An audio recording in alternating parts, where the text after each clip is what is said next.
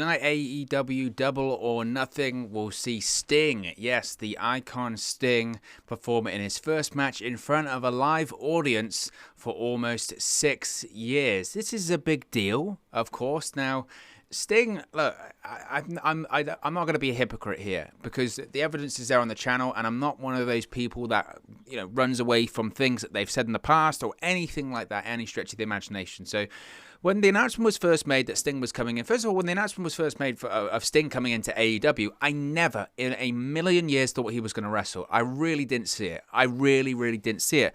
And the reason why I didn't see it was because of the way that his career had ended in WWE. This wasn't a case of Sting ending in WWE in that they thought he was too old and he couldn't do it anymore. When Sting had his last match in WWE, it was against Seth Rollins, Night of Champions 2015. He took 2 buckle bombs.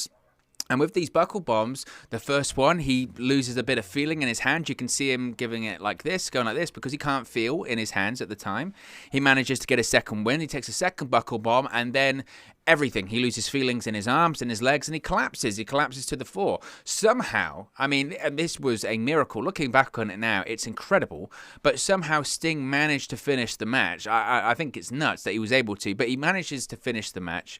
And then it's later on found out after that really scary moment that he's got spinal stenosis, and he was very, very lucky to not have something really, really bad happen to him during that match. In subsequent interviews after the fact, when he's talking about what happened to him at Night of Champions 2015, he said that his doctors say that he was inches away from catastrophe and inches away from disaster, and that if it was just, again, a mere inches, he could have been paralyzed, or he might have even died. I mean, we're talking really serious stuff. So once he retired in WWE in 2016, once he got inducted into the Hall of Fame and all that kind of stuff, at that point, I never thought he would wrestle again in terms of having a match, a proper match.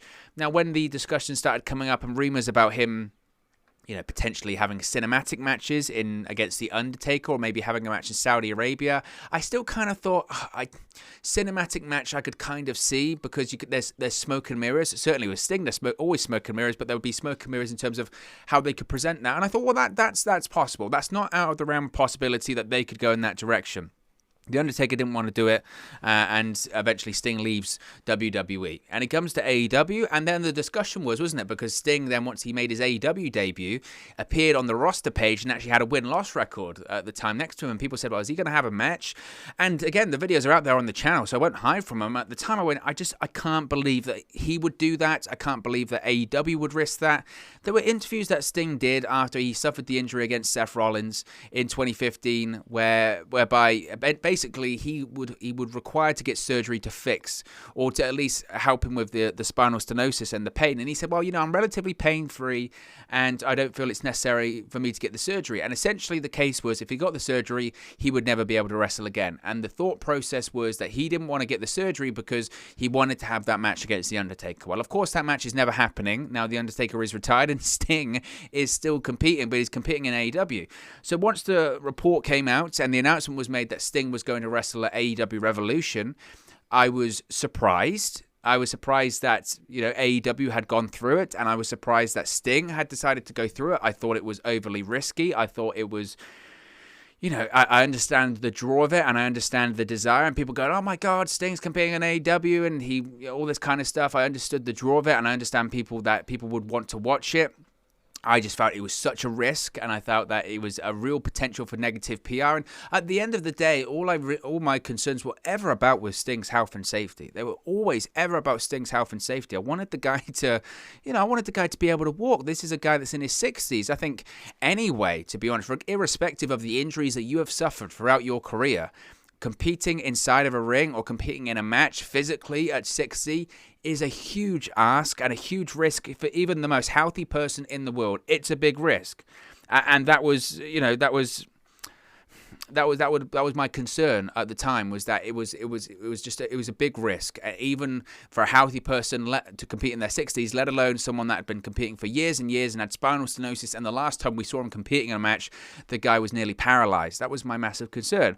And then I watched Revolution. And obviously I watched the build-up to Revolution. Sting and Darby Allin went up against Brian Cage and Ricky Starks in a street fight. It was a cinematic presentation. And my thought process going into that was, okay, well, we're going to see some real smoke and mirrors when it comes to the cinematic presentation. But obviously, prior to that, we didn't. We saw Sting take power bombs from Brian Cage on AEW Dynamite, and you kind of went, well, I guess he's taking bumps. I guess he's been cleared. And Tony Khan comes out and said, no, he's been cleared. He's been training. He's been taking power bombs and part of the training. We don't know what the process is in terms of when they're saying he's been cleared, but it would appear that he's fit and ready to go. And I won't deny it. Again, I wasn't massively for the match of Sting competing in general in AEW, but the cinematic street fight at AEW Revolution, I loved it. I loved it. I thought it was brilliant. I thought Sting looked great at it. I thought Darby Allin looked great. I thought the way it was shot in the abandoned warehouse with Ricky Starks and Brian Cage and Team Taz and Powerhouse Hobbs and Hook and all that kind of stuff, I thought it was brilliant. Loved the match. Loved the presentation. Sting looked great. Sting and Darby Allin defeat Ricky Starks and Brian Cage, and I thought it was an excellent presentation and an excellent match. And coming out of it, I went, look, well, Sting looked, I guess, better than ever, and it was maybe smoke and mirrors, but man, that's fun. And if they're going to do that at every AEW pay-per-view, I don't have a problem with it, as long as Sting's healthy and as long as they can, put over younger talent and do all this kind of stuff. I don't have a problem with it. I'm excited to see that happen. So coming out of it, I went, well, maybe I was wrong, and I'm not afraid to admit I was wrong. Maybe I was wrong, and maybe Sting can still go and all that kind of stuff. And I was excited about that. And what was interesting about that is after Revolution, Sting did a few interviews because obviously people wanted to know, how'd you feel? Obviously that was it was your first match in 6 years. How'd you feel? How's your body feeling? What's the situation with your neck like? What's the situation with the spinal stenosis? All this kind of stuff. What's going on? And he basically said, my body feels like crap. Basically, he was like, for 2 days I couldn't move. He was like, for 2 days I was in so much pain, and it was horrible. And I think he realized, and I think we all have kind of realized, when we see these, the thought process is, when you see these cinematic matches, the thought process is that it's like a movie set, and we know that movies aren't real. We know that there are stunt guys and crash pads and all that kind of stuff, and therefore it's far less taxing. It's far less taxing than doing a wrestling match. And I think a lot of people are starting to realize that that's not actually the case. If anything, it might be even more taxing than a pro wrestling match, in the sense that The Undertaker, I remember The Undertaker saying the same thing. He was saying that if he had his match against AJ Styles at WrestleMania 36 inside of Raymond James Stadium, inside of a wrestling ring, it'd probably have lasted 15-20 minutes. He'd have taken his bumps and he would have gone. He said instead, when I was recording that Boneyard match, we were filming for like 12 hours, or 16 hours or something ridiculous in the middle of the night. We stopped, cut, did the separate scenes, stop, cut, did separate scenes. It was stop, start, stop, start. You're trying to keep yourself warm, but you're still taking bumps. And it's even more difficult because it's longer and it's even more grueling. And Sting had said the same thing about his cinematic street fight at AEW Revolution. He said we filmed for, it was like 2 days. They filmed on 2 consecutive nights. Each night was like 12 hours or something ridiculous. They took all of these bumps. They had to stop, warm up again, stop, warm up again, take bumps, go into things, do big bumps, do big spots, use weapons, all that kind of stuff. And Sting was like, man, this was actually far more difficult than a pro wrestling match. In a pro wrestling match, I'm out there for 15 minutes. I take my bumps, it's sore, the cardio's tough, but then I'm done. It's 15 minutes work. This is like, technically 24 hours works, 2 back-to-back nights doing 12-hour shoots, stop, start. That's difficult. If anything, it's more taxing on the body. So I think AEW and maybe Sting even realized, wait a minute, if I can do that, if I can do 2 back-to-back 12-hour shoots, if I can take power bombs from Brian Cage in the middle of the ring and all this kind of stuff, then why can't I do why can't I do a proper match in the ring? And if I'm training for these matches by taking bumps in the rings and all this kind of stuff, why can't I do a match in front of a live crowd? So I think, if anything, this version of Sting and this version of just maybe doing tag matches and doing it in front of the live crowd is probably less taxing for Sting, and I think that Revolution was a test. Obviously, Sting feels ready. AEW feel that he's more than capable and ready to go, and I still have my reservations. I don't think they're ever going to go away because, and heaven forbid this doesn't happen, and touch wood it won't happen, but heaven forbid anything happens to Sting, serious or whatever, people will be looking around and saying, well, I told you so. The risk was there. The risk is, like I said earlier on, the risk is there with a healthy 62-year-old. He's 62 years of age, He's 62 years of age. The risk is there of putting a guy in his 60s in the ring that's healthy and has never had any kind of health problem. That's a risk anyway, let alone a guy that's been wrestling for, like 40 years or something ridiculous and has neck problems and The last match he had in front of a live audience, he nearly got paralyzed and he lost the feeling in his arms and legs. If something does happen to Sting, people will say, why on earth did you put him out there? But obviously Sting feels okay. AEW, one would hope, and I think they have gone through the appropriate medical testing, and Sting is fine. Now, getting to this feud, I think this is the best use of Sting because you have to look at the talents that Sting has been working with since he's gone into AEW. Obviously, it's natural that he'd be paired off with Darby Allin. Is Darby Allin the modern day Sting? I don't know. There's obviously similarities in terms of the character, in terms of, the loner standing up in the bleachers and being a unique, different guy with the face paint. I think that's fair, and I think the pairing of Sting and Darby Allin makes a ton of sense, and it certainly has helped elevate Darby Allin. I think there's no doubt about that. Obviously, Darby Allin becoming the TNT champion helped, but I do think it's this pairing with Sting and Sting kind of being Darby's mentor does make him feel just a bigger deal. Sting, an icon of professional wrestling, a legend of professional wrestling, pointing at Darby Allin and saying, that's the guy I'm mentoring, that's the guy I'm going to help elevate to the next level. I think that's a lasting legacy that Sting would be very proud of to leave in AEW. So I think the pairing between Sting and Darby Allin works great. I like the idea of so far, we've seen Sting obviously assist Darby Allin, but also work with younger talent.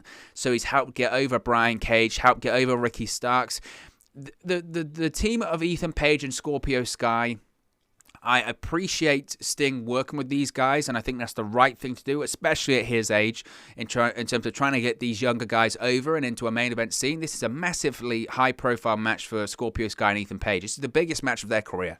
But irrespective of anything they've ever done, this is the biggest match of their career. So it's a huge moment for them. I just don't know. Like, Scorpio Sky, I'm a big fan of. He won the Revolution ladder match, the face of the Revolution ladder match at Revolution, faced off against Darby Allin, didn't win, but it was a good big moment for him. Ethan Page, I'm a big fan of Ethan Page. We do a ton of Impact videos here on the channel, and I covered his departure from Impact Wrestling extensively, and I'm a huge fan of his, and I'm a huge fan of his promos. His promo ability is excellent. He's in the best physical shape of his life. I think he's a massive asset to the company. There's no doubt about that. I just don't know if I truly believe this tag team of Ethan Page and Scorpio Sky. That's really my only issue with this whole feud, is that the Ethan Page Scorpio Sky tag team for me just feels random. It feels random. I don't really buy into it. I find it odd as well that Ethan Page left Impact Wrestling. His contract was expiring and he couldn't come as part of the North because Josh Alexander contracts at a different time with Impact. Josh Alexander's contract expires in, I think it's February or March of 2022. So Josh Alexander, he's the X Division champion in Impact Wrestling right now. So he's not going anywhere. And so he was never going to follow Ethan Page to AEW. I just find it, slightly strange that basically Ethan Page, when he left Impact Wrestling, they wanted to do a North split. They wanted the North to split up and then the two to feud against each other. Ethan Page would put Josh Alexander over on the way out. It would make Josh Alexander look stronger in Impact, and then Ethan Page can do what he wants to do in AEW or wherever he went. Ethan Page didn't want to split the North up. Instead, he just wanted them to go their own ways and not do a split up on screen because he wanted to preserve the integrity, I guess, of the North as a tag team in the future, which I never understood. I never really got that. And the idea of Ethan Page moving to AEW was so that he could pursue a singles career, and he could pursue a career as maybe an up-and-coming talent in the company and all that kind of stuff. And he left Impact, left a real, one of the best tag teams in the world, in my opinion, in the North, one of the best tag teams in Impact Wrestling history, longest reigning World Tag Team Champions in Impact Wrestling history. He left that tag team and he's moved to AEW and he's been put in another tag team, and it's a lesser tag team because at any tag team that Ethan Page ever goes in, it was never, ever going to be the level of the North. It just never was. So I don't understand really he goes over to AEW and immediately he's put in a tag team with a guy that he doesn't have a lot of chemistry with. It does feel kind of forced. When they had their entrance, for instance, Friday night on Dynamite, and they had their tag team match against the Dark Order, they did their entrance. The match was fine because they're good workers, but it does just feel like two random guys kind of thrown together, and I don't really get it. I understand the history that Ethan Page and Darby Allin have. Ethan Page is the reason that Darby Allin has a plate in his arm from their time in Evolve, and I think that they've played on that history, which is fun, and pushing Darby Allin down the steps and all that kind of stuff. And I guess Scorpio Sky just, his feud with Darby Allin is over the TNT Championship. I don't know. Again, the tag team just doesn't do anything for me, and it feels a bit forced and a bit strange. And we know Ethan Page from a tag team, a really successful tag team in the North. So I just don't really get it. And I feel like it's kind of forced. But look, it's an attempt by AEW to get two younger guys over in terms of Ethan Page and Scorpio Sky, in addition to continuing to get Darby Allin over. And all of that is brought together by Sting. Sting is what adds real legitimacy to it. And at this point, for me, Darby Allin is fast rising to be one of the biggest stars in AEW. I have no doubts in my mind Darby Allin will be a world champion in AEW. His popularity is huge, and all demographics like him, kids, teenagers, adults, you name it, males, females, everyone loves Darby Allin because he ticks every single demographic, but in a real unique way that he's himself. He's only Darby Allin. There aren't many Darby Allins out there. You know, people can say he's like a younger Jeff Hardy or a more modern day Jeff Hardy. I think that's a good comparison as well as comparing him to Sting. I think he's going to be AEW's biggest babyface, and that could be as soon as by the end of the year. He's just that popular, especially with live crowds returning. You saw that big pop that he got this past week at Daily's Place, and I think it's going to be the same here. So I think Darby and Sting win. I don't see a reason why Ethan Page and Scorpio Sky should win.